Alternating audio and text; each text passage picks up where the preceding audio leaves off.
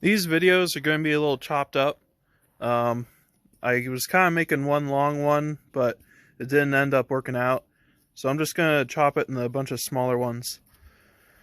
They're going to be a little jumbled, but you're going to get the main gist of it. So, but check out my other videos on the build progress if you want to see how it got to here.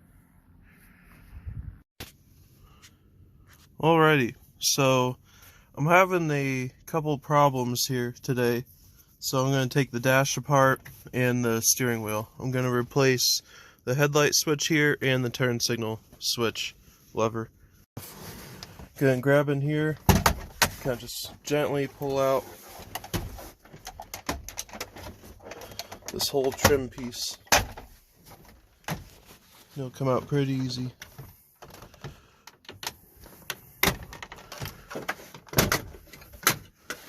Seems like this will come off separate.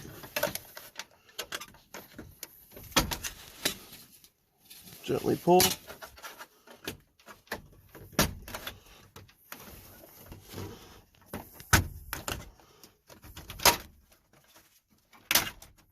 Alright.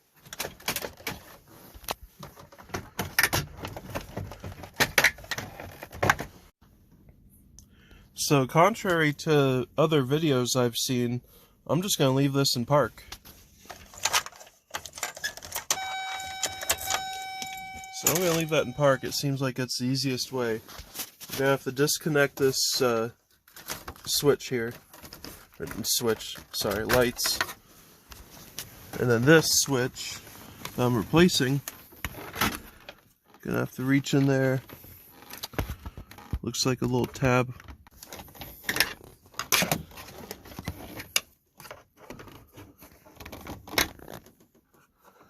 Maybe press that little tab there. That's free. And I believe the whole thing should be free. I'm leaving it in park.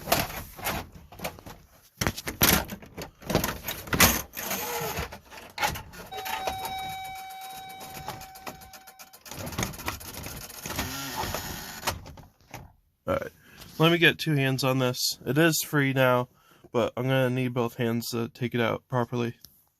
Under the steering wheel column, there is a screw, a T25 head screw in here and right here.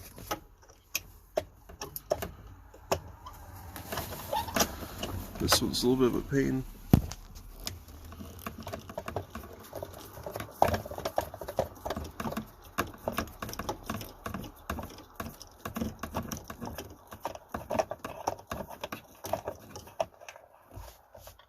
I just pulled down on this front corner right here, and this popped off.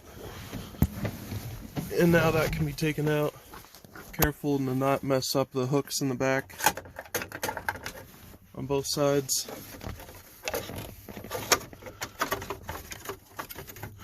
Unfortunately, this guy does not tilt, so that's a pain.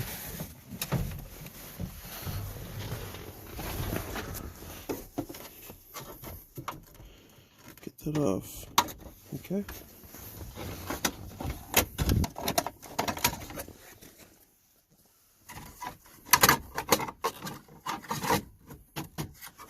Come on. There it is. Alright. So, now, this screw here, I got it off with a 5/32 regular socket bit. It is a, I guess you would call it Torx type. Not sure what you call that. But anyways, it comes off with a 5/32.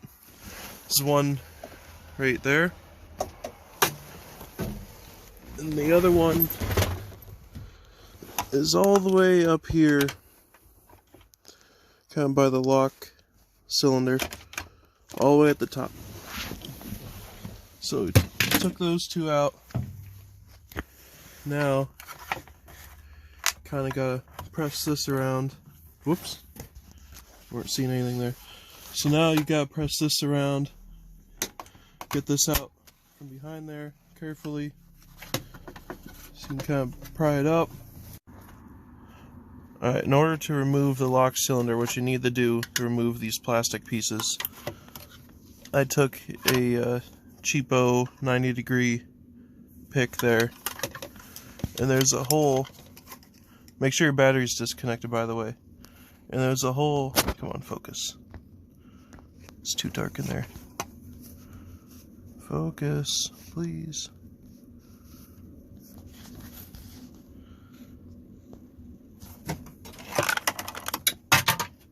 There it is. See the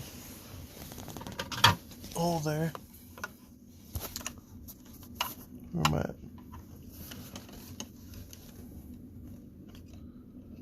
Yoo-hoo. Alright, right there. Right there is the hole where you put this pick in. You gotta put it in the start position. You gotta put your key in, make sure the battery's off, in the start position all the way over to where you're cranking. And then you're gonna push that down, and it's gonna come out a hair, and then let it go back to the on position, and then you can just pull the whole lock cylinder right out. Pull that out in one piece.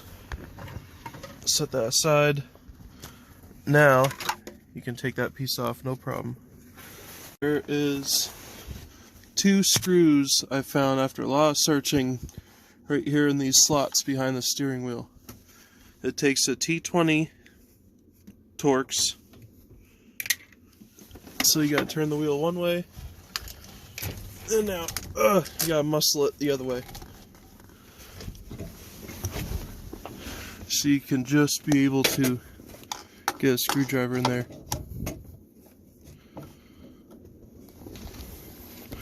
I'm gonna need both hands for this, but those 2 screws right there you're gonna have to take out. Okay, so thank you to the GMC Topkick group and Kodiak group on Facebook. There's also what I didn't notice earlier. See down there? This is the back of the screw hole that I took out earlier with the T20 hex. And right here, this hole, this square one, you put a flathead screwdriver through there, and you reach all the way to here, and you twist it, and it moves this clip out of the way, which rides in the slot. And then you can remove your steering wheel on both sides, top and bottom. So then, once that's out, you pull this thing back, and this pulls straight off the back of here. Again, make sure the battery is off. Set that in a nice spot. I used a 21mm socket and took that off, bolt for the steering wheel. I twisted this to the right and unplugged it. This is the positive for the horn, and I believe that should be it, because this wire stays put. Got a couple, I believe this is 3/8/16 that go in there. Got the steering wheel puller, and you're gonna take it out. So it took a little bit of force, but it finally broke loose. These obviously are not the screws that you're supposed to use. I don't know where they are, but these are what I found. So they don't thread in too far, because the thread's maybe a 1/2 inch deep in there. So just got these turn in there as deep as they could. Tight in the middle. It was a little wobbly because it's not the proper setup, but that should be it. I'm going to use both hands for this and be careful. The steering wheel came right off.